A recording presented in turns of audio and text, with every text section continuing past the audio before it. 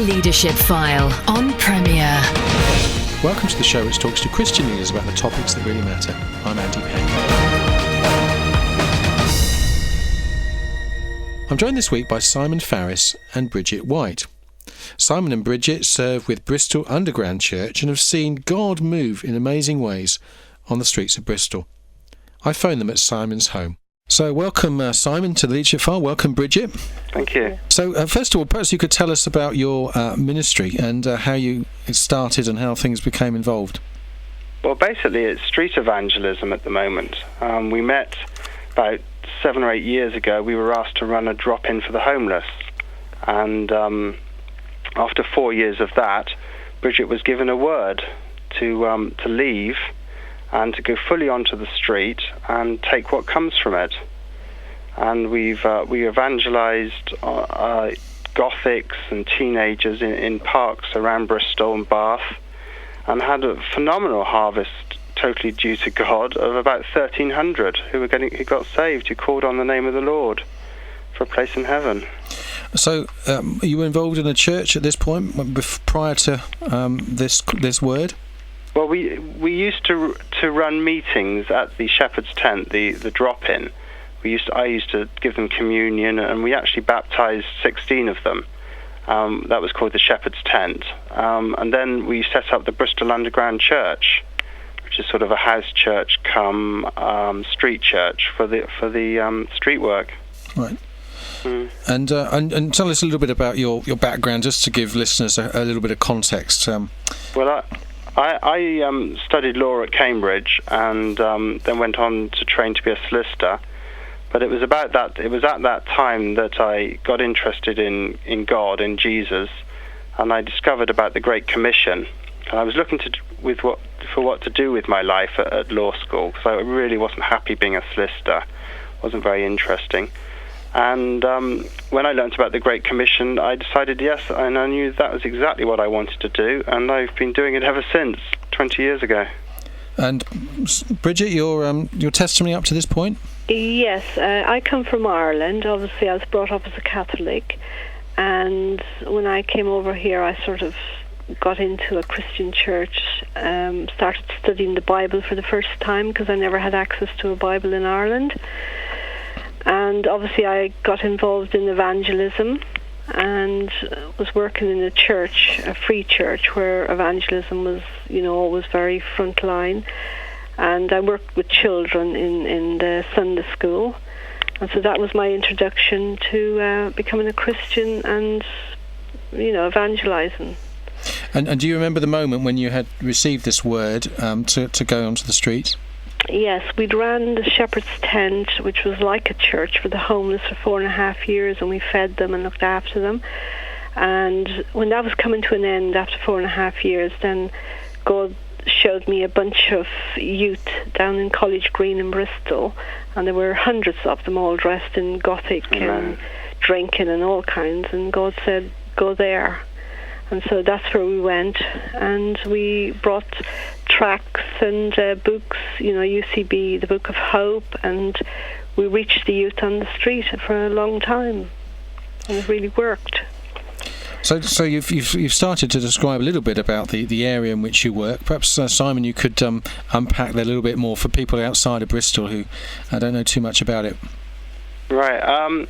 Well, basically, Bridget's a prophetess, and we had been evangelizing all around the west of England. We went to all the neighbouring towns, like Glastonbury and Bath. We went to Ireland, where Bridget comes from, her hometown. We went to the Isle of Man, Guildford, my old law school town, and we basically, although we gave out thousands of tracts, we received precious little fruit.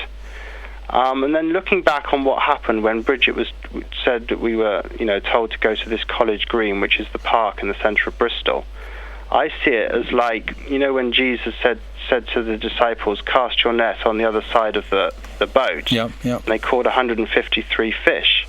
I think it's just like that, suddenly God decided to bless. I really can't put it down to anything due to us at all. We didn't change anything, but suddenly, huge amount of fruit amongst these Gothics, teenagers, drugs, drink, immoral, what they're into. And about 80% of the people were getting saved, were calling on the Lord for a place in heaven. That's revival statistics as far as I'm concerned. It's just amazing. Yeah, and just for those who are unfamiliar with goths tend to be those who dress in black. They dress in black. They can have dyed hair. They wear chains. They're covered in piercings. They wear leather. Yeah. That's the classic kind of goth. Yes. Yeah, and they were there by the 100 down in the centre of Bristol, and loads of them were getting saved. Well, virtually all of them. And your work was largely giving out tracts. It was conversation, one-on-one. Was it open air type preaching? Well, I did when we were at the Shepherd's Tent. I did try some street, standing on the corner and preaching. Didn't really work, but what we do is one-to-one, and we started off, the first few months on the green. We didn't really get anywhere. And then I suddenly, hit on the scripture, Romans 10:13, whoever calls on the name of the Lord will be saved. And I started to say that to them. And they started responding, maybe 10 in the first afternoon, and then it went up to about 50 every afternoon. It would take about half an hour. And we'd give them tracts and get them to call on Jesus for a place in heaven. We used to give them Jesus Army Red Crosses. They used to love them. And it took off from there, really. So what it is it's a one-to-one. I find that people nowadays prefer that rather than being preached at on a corner. I didn't find that very fruitful. And they love leaflets. We've got we've printed our own. We've got a photocopier and computer, and it basically talks about calling on the name of the Lord and giving up sin and being baptized. So it's great to give them something to take home that they can read. And having responded, do they join together with your church? What's the sort of follow-up that carries on? Well, the sort of follow-up we do is we've looked for other churches that work with youth, and we've advised them to go to different churches, and we've gone and talked to church leaders and written letters and asked for prayer for ourselves and for those as well. And so we've kind of reached out to the different churches around us, and we've been there every week, and we've handed out flyers and given them the Book of Hope. So we've sent them home with good information and Bibles. Obviously we took a lot of Bibles down to them, and because we were there every week on the streets, we were there to help them mainly. And another church linked up, which was the Theologian College in Clifton. Oh, yeah. Theological College. Yeah, and they sent lots of young trainee pastors down who started to work alongside us, and so it went really well because we were all working together in the end, and there was great revival. So, Bridget, you've seen drug addicts respond. How do you help them stay clean of drugs? Well, when we worked in the Shepherd's Tent, we had one young man who'd been on drugs since he was about 10, and he was on the street for years and homeless, but he came in to have Christmas dinner with us one time, and he never went back to the streets. And at the time, his two legs were really, actually they were getting ready in the hospital to amputate them because of all his heroin needles. We baptized him, Simon baptized him, and his legs recovered. He took up a little job in the church next door to the Shepherd's Tent, and there he worked cleaning. He didn't go back to drugs, he didn't go back to the street, and that was the first job he ever done in his life. So he's still clean, and that's about 5 or 6 years ago. So it's a matter of rehabilitating them, isn't it, in society? Yeah. Certainly within the UK there are places that you can send folk who've struggled with drug addiction and to help them stay clean. Yeah, we were in touch with all of those people. So Teen Challenge, I think, is one, and there are other places that help people in a kind of a community environment to remain clear. Yeah. So Bridget, you've told us about this man. Are there any other stories of how people have responded and come to faith and lives have been changed? Yes. Well, there was a chap on the street, Henry. He was 70-odd years of age, and he'd lived rough and drank for 10 years. And he was really at the end of his tether because he was such an alcoholic. But he came to the Shepherd's Tent, and he ate and got built up. And about a year later, we baptized him. And so he was coming to the end of his days, and he got baptized, turned to Jesus, and was totally saved. We found him a hostel to live in, didn't we? Yeah, lots of different hostels, and we kept him alive in the last few years because he started to look better, and obviously everybody else seen this, so lots of people came to the Shepherd's Tent through him. And they took Bibles, and obviously, like Simon said, 16 or so were baptized, so it was an ongoing work, which I believe is still going on to this day. Now, you mentioned this Shepherd's Tent. Can you describe the building? Yes. Well, it was an old, it's a church hall that a Christian friend of ours had bought with an inheritance. She bought the place, didn't have pews in it or anything, and it has a kitchen.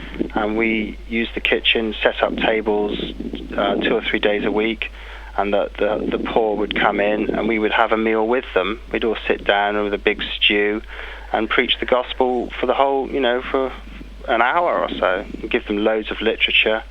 They used to take it home and or take it away with them because they were homeless, and some even used to start to evangelize, give out leaflets themselves. Did they have a baptistry? Is that where the baptisms took place? No, I used to we go to a local swimming pool. Okay.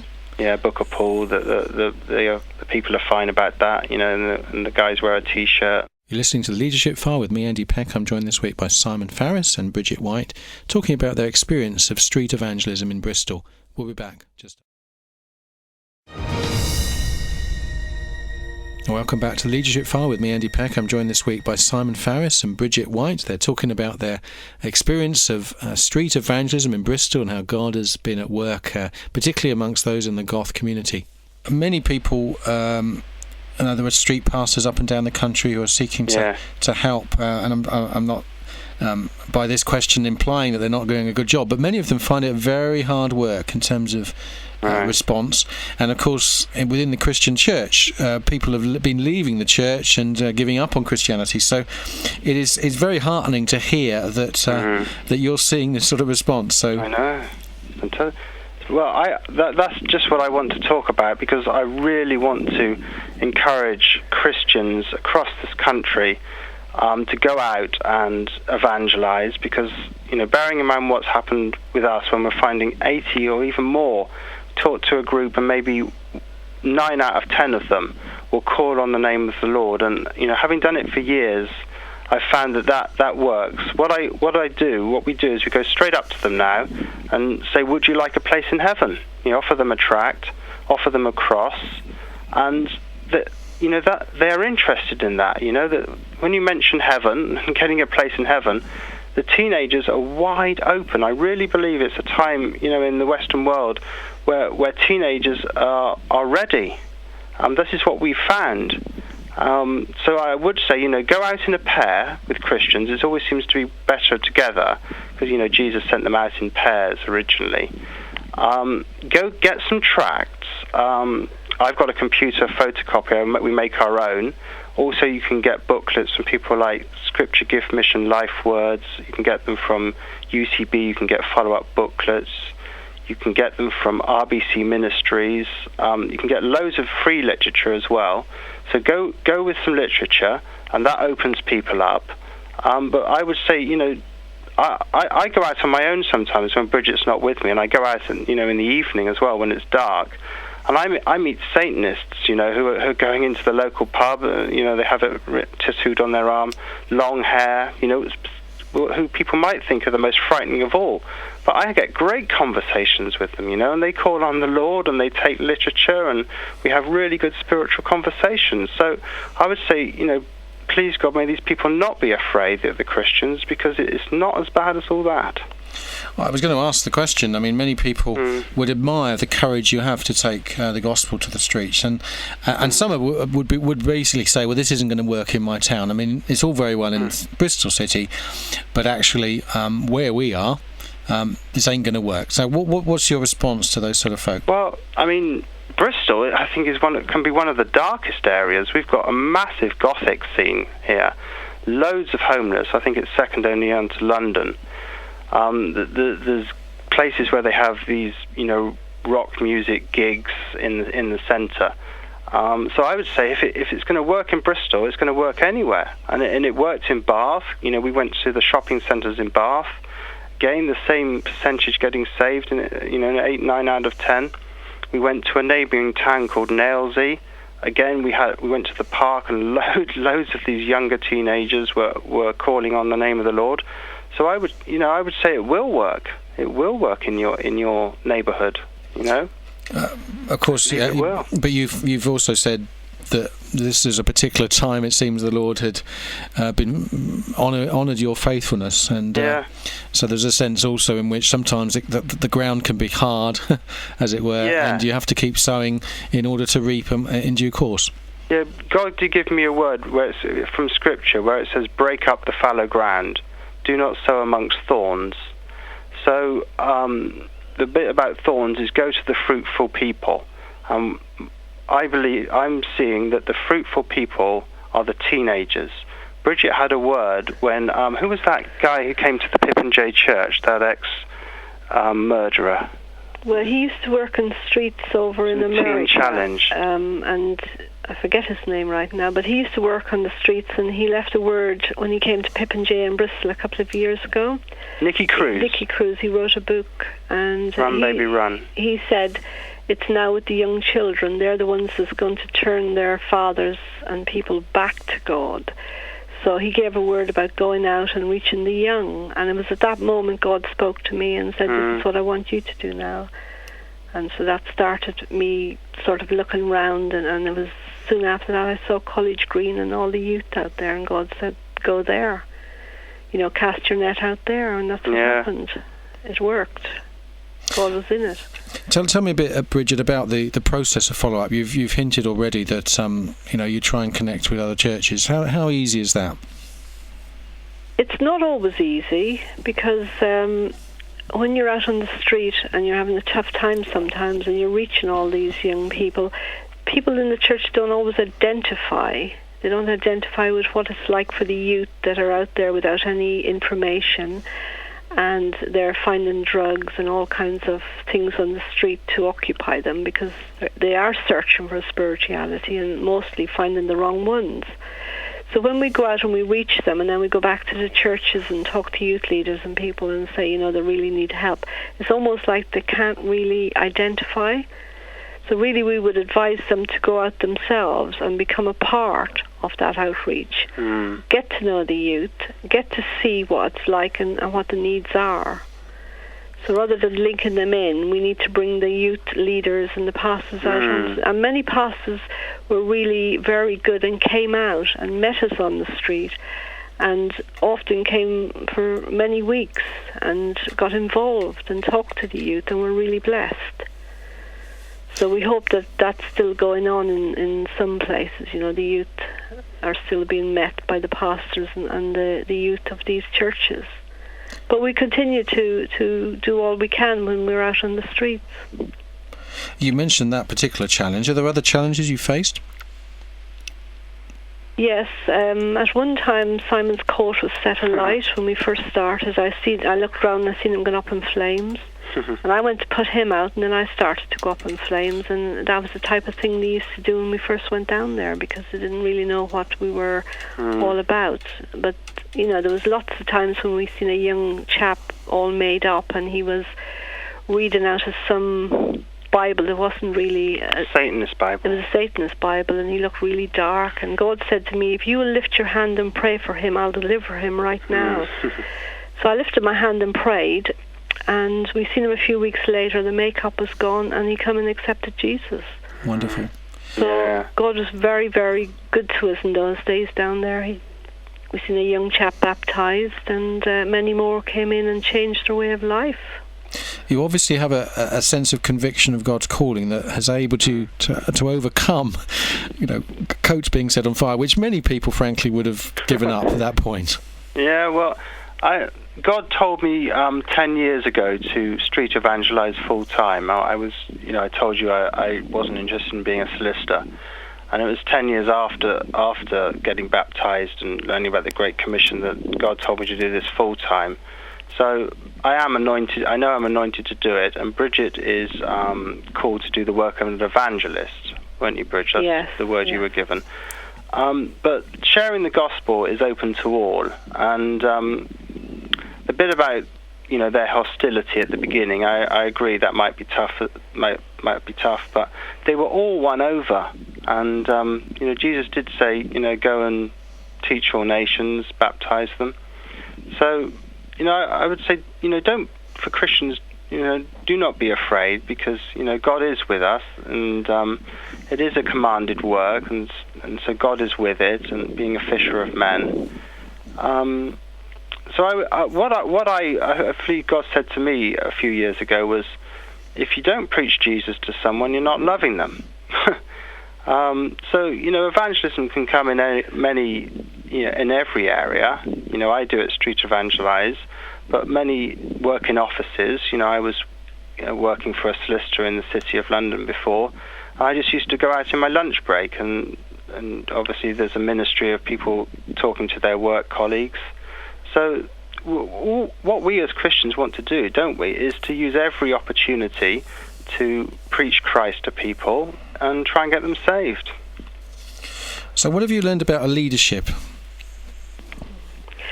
Yeah, so what we've learned about leadership is, the responsibility lies on your shoulder, and without a vision, God's people perishes. And also, if people are working under you and with you, you have to sort of pray them through and lead them. And it's not always easy, because sometimes we look at pastors and we see they're wore down, they're really tired, and they're doing all they can, and everybody wants a piece of them. But really, God's looking for the fivefold ministry to be active in churches.